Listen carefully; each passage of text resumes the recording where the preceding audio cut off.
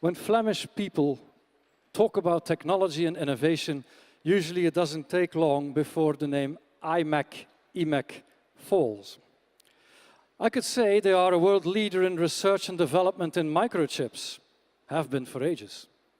But they offer research and development in fields as wide as personalized healthcare, smarter cities, cleaner energy, more efficient mobility, logistics, and manufacturing solutions. What is amazing about IMEC is that it has a long-standing leadership. They were already there in the very dawn of computer chips, and they're still around.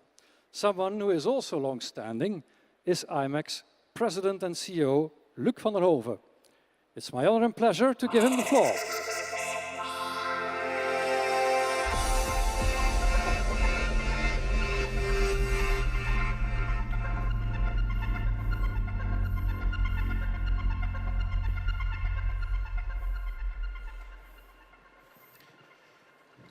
Good morning.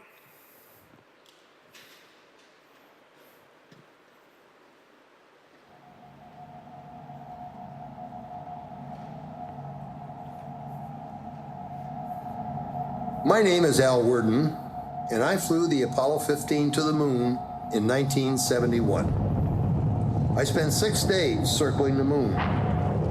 No matter what I was doing, I always stopped to look at the Earthrise. It was the most beautiful thing I have ever seen. Engines beginning throttling down now. Being up there, looking back at the Earth from the moon, it changes your mind. It gave me a whole new perspective on everything. When you see things from a distance, from an unusual perspective, you are inspired to dream big. To think beyond what we know is essential. Only then we can grow as human beings.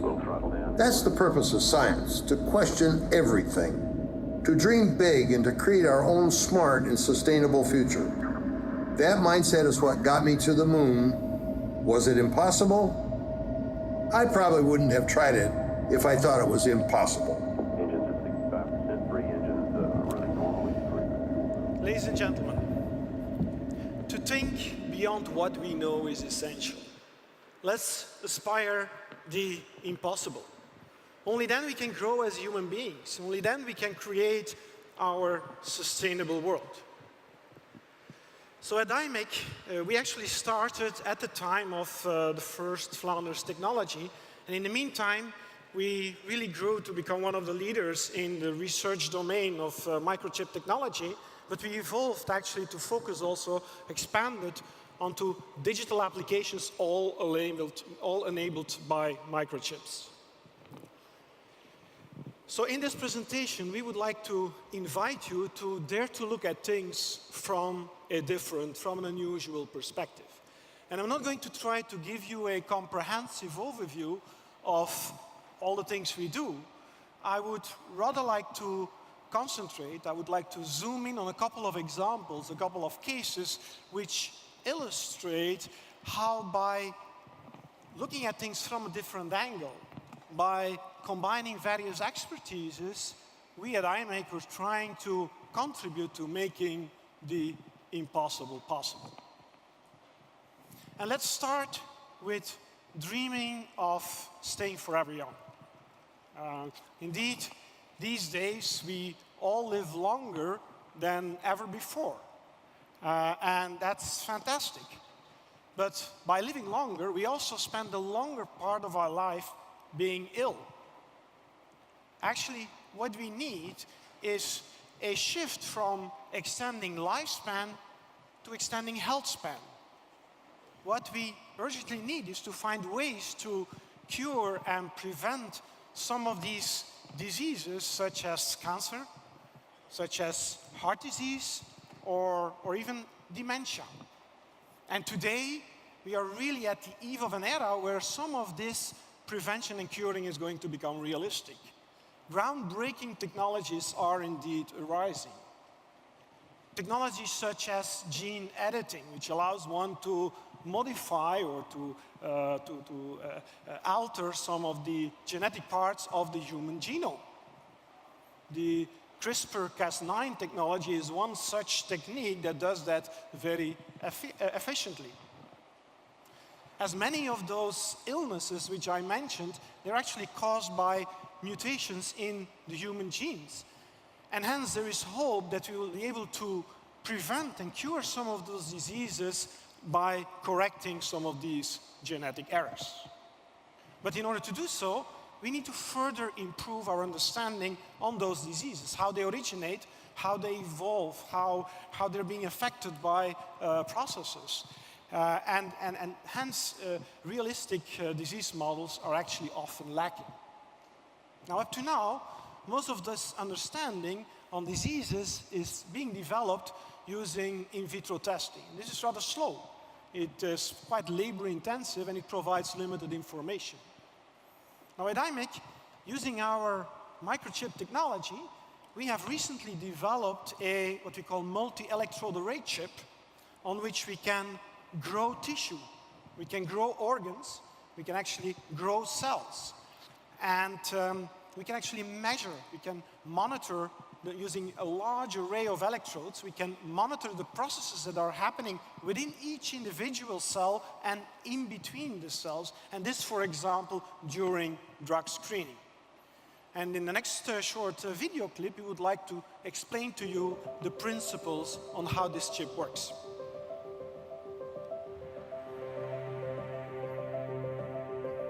To better understand diseases and develop more efficient drugs and therapies faster, we need new cell interfacing tools with better predictive power for the human physiology. Unfortunately, today's techniques still fall short.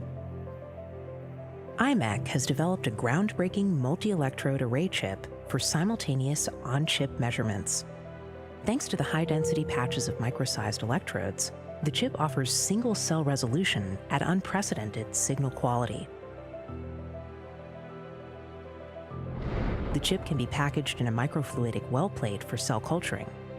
On the chip, the cells closely connect with the electrodes that read out the intracellular and extracellular signals. IMEC's chip can also be used for precise cell reprogramming. By applying a voltage to the cell, the membrane is electroporated and molecules in solution can enter. Using this technique, cells can be differentiated in a very controlled arrangement. In this way, we can build tissue models on chips, like neural circuits, that mimic very closely the properties of the actual organ, and we can read out their behavior at the same time. IMEC's multi-electrode array platform has enormous potential for growing organs on chip, for disease modeling and drug development, for personalized medicine, as well as for patient-derived cell-based therapies. Leveraging the power of nanoelectronics, IMEC develops groundbreaking tools for innovative therapies. So we have been using this system, this microchip platform, and evaluating this with various biological systems, among which like grow neurons on such a chip and measure the precise signals within those neurons. The power of a platform like this is that because of the miniaturization capability of a semiconductor chip, we can now actually massively parallelize many of these tests for high-speed drug screening. We can actually measure things that weren't measurable before and at an incredible speed. These are the platforms that will allow us to develop some of these therapies much faster. Therapies for illnesses such as dementia. Many of the pharmaceutical companies have given up on developing drugs for dementia. Using some of these platforms, we can investigate these illnesses in much greater detail and come up with efficient therapies. Now, I started this presentation with inviting you to dare to look at things from unusual perspectives. And we started with dreaming of staying forever young. What about seeing with our eyes? Well, maybe that's not completely new. Blind people have been using Braille since a long time for reading and interacting with the world, using touch. What about translating this to the digital world by developing displays that can interact with the user through more senses than just sight and sound by adding touch? We can actually do that by integrating actuators, air actuators that send these air pressure waves in the air, and that can, through beamforming, we can create these tangible shapes in free space. This will allow us to enable these displays and smartphones for blind people.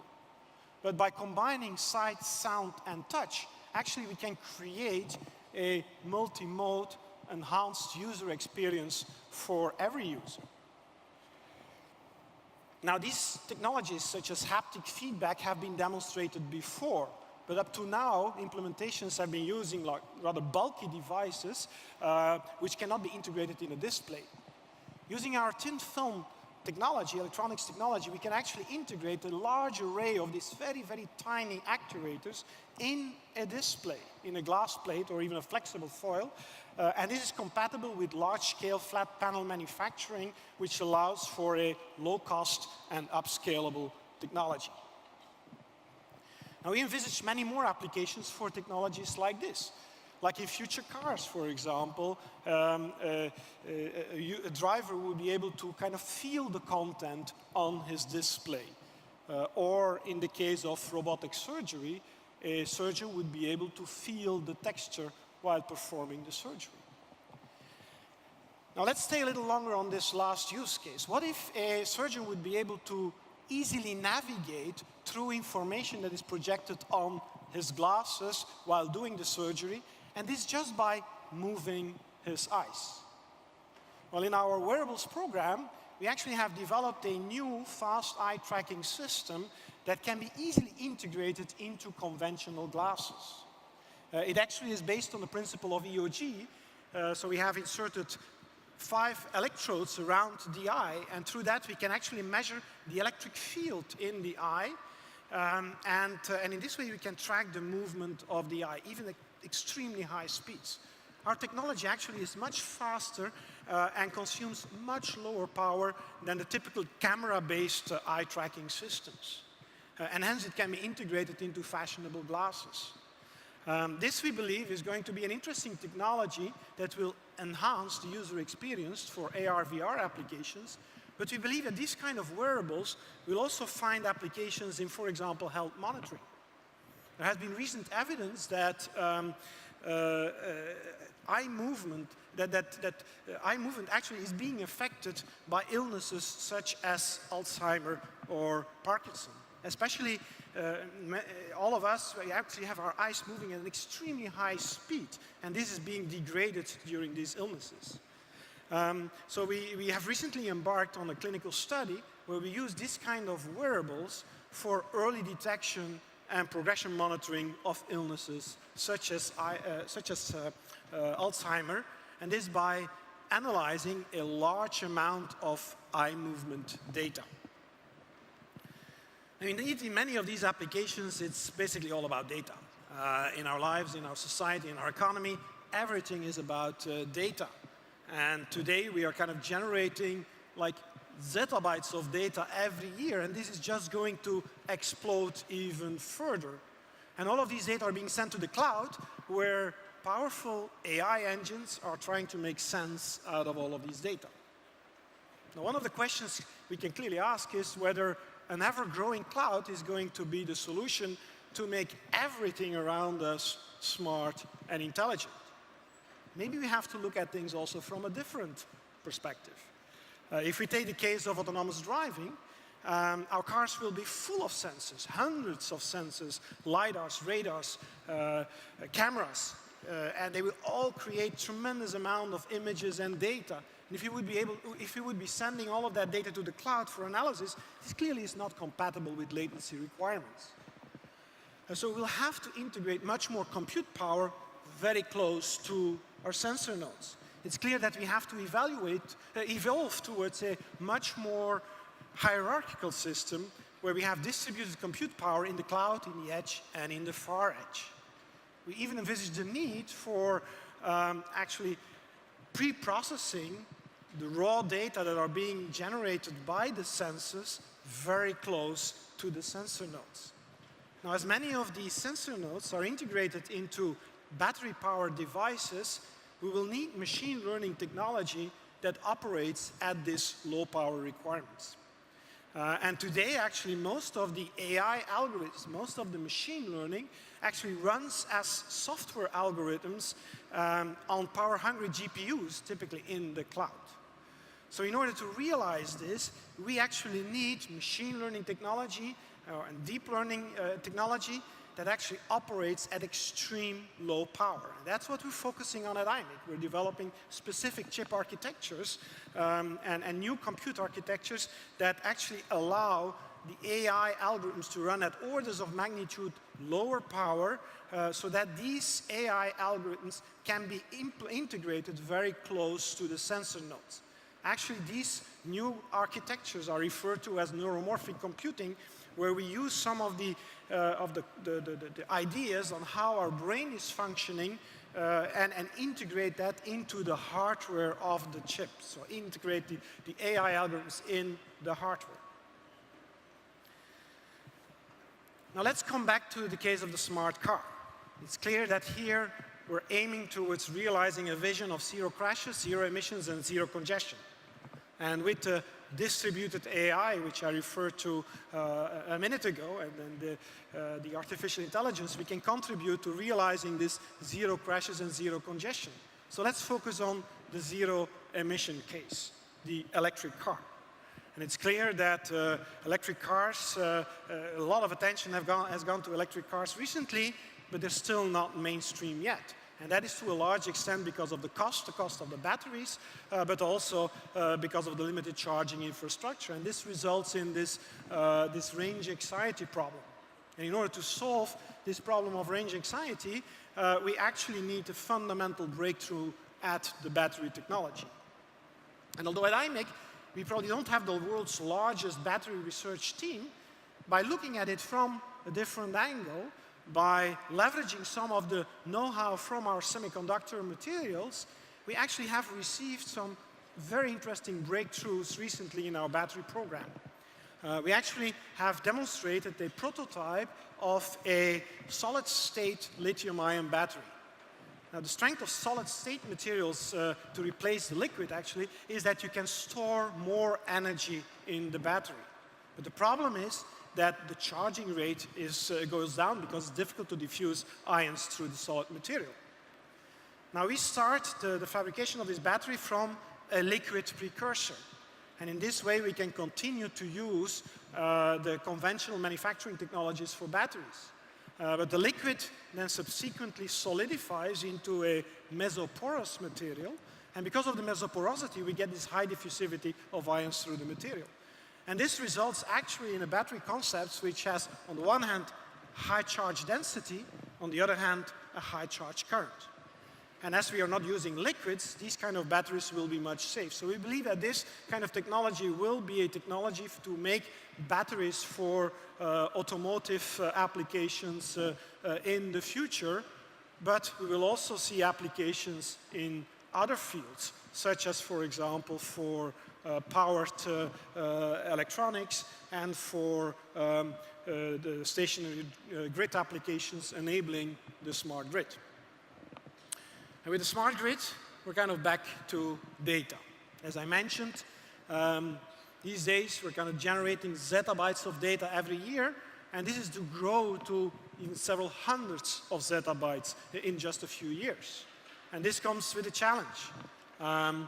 Just to store 1 zettabyte of data, we need like 1,000 data centers. And 1,000 data centers, they consume like the energy of 180 million homes. Just imagine multiplying this by another factor of 100. Today, we also think mostly in terms of terabytes. An advanced computer runs at teraflops per second.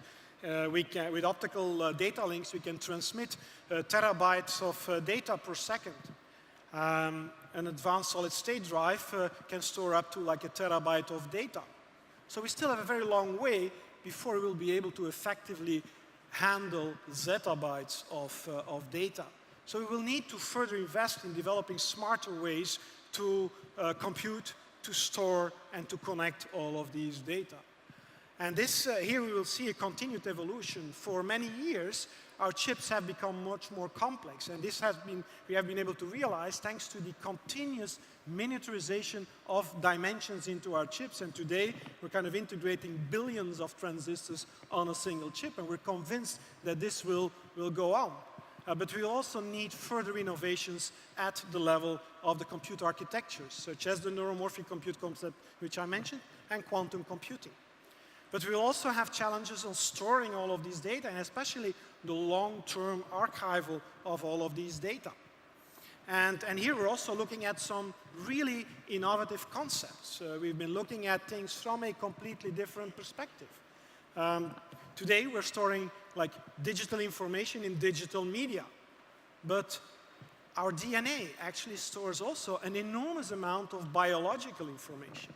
And it does that extremely effectively. We can store up to like a petabyte of data into 1 gram of DNA. We can even think bigger. We could store the information of the entire world just in a box filled with DNA. And it's a very stable system. Today, we can read the DNA of a mammoth who died like 100,000 years ago. So in order to realize this vision, we will need effective ways to write information in the DNA and to read the DNA. And this writing can be done. We can kind of build up the information in the DNA strands by a series of chemical reactions, protection, deprotection reaction. In this way, build up the information in the DNA. And we can effectively read this DNA using DNA sequencing technology. And there we've seen, over the last 10 years, we've seen a phenomenal progress. We're still not there yet, but we believe it's an interesting concept. And we will have years of research needed there, but we think these kinds of concepts are possible. To conclude, in this presentation, I try to show a couple of examples which illustrate how that by connecting disciplines together, by cross-linking expertise from various areas, we can indeed create phenomenal progress. And many of the examples that I gave have phenomenal specifications and challenges, and it may be very difficult to realize them. But is it impossible? Well, we don't think so. As Al Warden mentions in the beginning, I probably wouldn't have tried it if I thought it was impossible. It's only by thinking beyond what we know today, only by aiming high, by thinking big, that indeed we can create this kind of radical innovation. Together with our 4,000 people, and together with the many partners with whom we work, we at IMEC are trying to contribute to making some of these things, some of these impossible things possible. Thank you.